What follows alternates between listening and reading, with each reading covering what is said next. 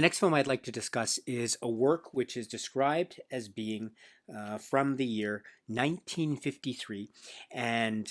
this is a work which stars Albert Lamorisse, and also it is written and directed by Albert Lamorisse. And this is a work which is called in French, and please pardon me for my poor pronunciation, I hope you can forgive me, but this is called Crin Blanc, or as it's known in English, White Mane. And so we have White Mane, also part of this great Blu-ray collection. As I might have mentioned before, White Mane did appear in earlier Janus Films related home media, the DVDs. So, excuse me, not this one, but there's this, and then there is the other double DVD pack, which was right here as well, among other releases as well throughout its history. But now, courtesy of the Criterion collection, it is part of the set, and now courtesy of this double disc Blu-ray set, it is part of the spine numbered Criterion collection. And this is another magical, lovely, very tender work that is about friendship, that is about rescue, that's also about,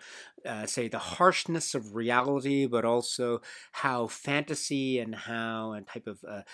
childlike innocence that is endearing and also very resilient has a way of overcoming this while acknowledging the harshness of the reality, harsh, cruel realities. This idea of a type of perspective or viewpoint that is, I think, very much about freedom and about a sense of liberation, and also about a wonder and awe and nature that has, I think, it's crystallized in the relationship between our main characters, this young boy Folco, on the one hand, and the horses, or specifically the horse of White Mane, and their story in the southern area of France, in the area called Camargue. And this is a very rugged and natural landscape of flat lands, and also adjoining the water body. And so we have the horses and the sort of gathering or family of horses with White Mane, the main or leader horse, as it were, and showcased very early. And we have these lovely shots of freedom and roaming this countryside, this natural setting, in a lovely and sincere and beautiful way. And we also have the ranchers and the quote unquote the adult world, end quote, because the ranchers seem to be representing or wanting to capture the horses and put them in sort of corral settings that will deprive the horses, White Mane and company, of their freedom. And so we have the threat or the impediment as represented by the ranchers that we see. And this is also important to, I mentioned, the adulthood or the adults carrying out this act, because Folco is a young boy who is immediately recognizing that White Mane, as his character, as his horse, deserves a type of freedom and a liberation, and that is also based on and sort of admiration of the natural enthralling beauty of the White Mane and company, and also the bond that is forged between Folco, the young boy, and the horse, which is shown in these great shots that are sometimes involving a lot of action and intense, say, horse running and horse riding sequences that involve a lot of the rugged, getting into the mud and the water and the terrain, the earthy terrain, and also getting injured. And in fact, injury becomes part of the plot or subplot of these two characters, which is another stepping stone in forging a close bond between the young boy and the horse. That is another great thing about this film, by the way, is the bond that's forged. And much like an earlier film in the set, The Red Balloon, what we have is is a story of friendship and rescue and a type of salvation and an earnest and honest yearning of wanting to help, which is a lovely and I think fundamentally important feeling and impulse that is given a lot of weight and a lot of respect and a lot of poetic room for growth in this lovely film and lovely story. And I mean that in terms of the story between Whitemane and Folko, the young boy. Now, what we have too in the hands of Albert Lamorisse and company is wonderful shots, the vista shots, and the focus on nature and the aesthetic and the outdoors in particular, and also the animals. Specifically the horses here. Now there are some lovely shots of the horses running and free and roaming in the wild, which have a majestic quality that also allows us, the viewer, to really understand who the characters are, the horses, their characteristics, and who they are as living, breathing creatures that have hearts and souls. And again, much like the red balloon, the film doesn't employ aspects of giving them, say, through techniques of personification or anthropomorphic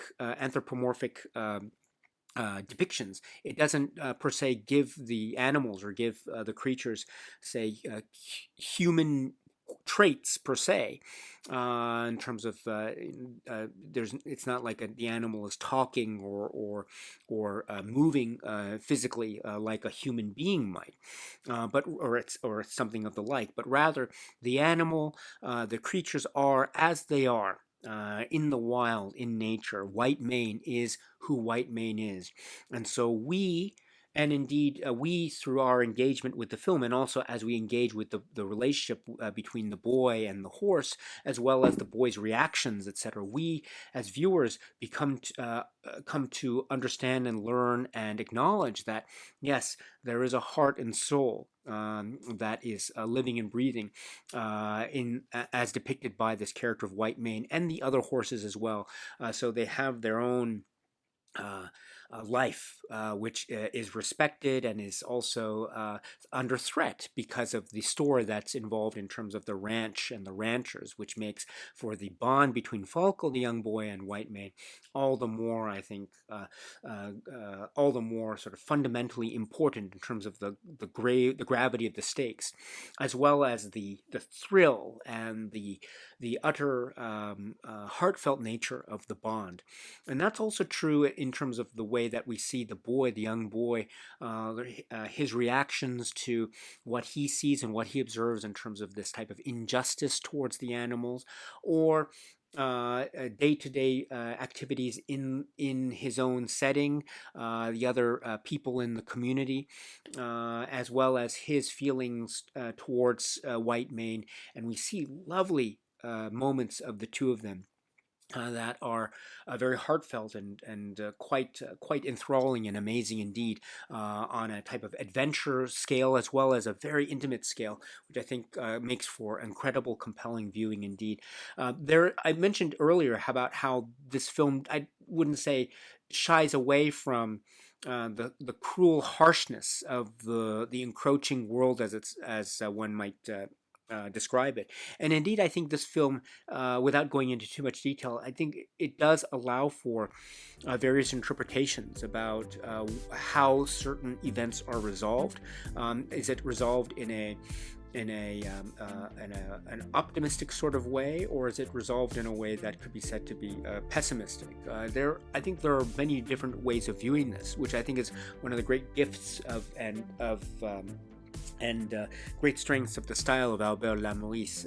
There is this sense of this film as a fable, as a type of fairy tale, as an action-adventure film, as a film about the friendship between the boy and this beautiful horse.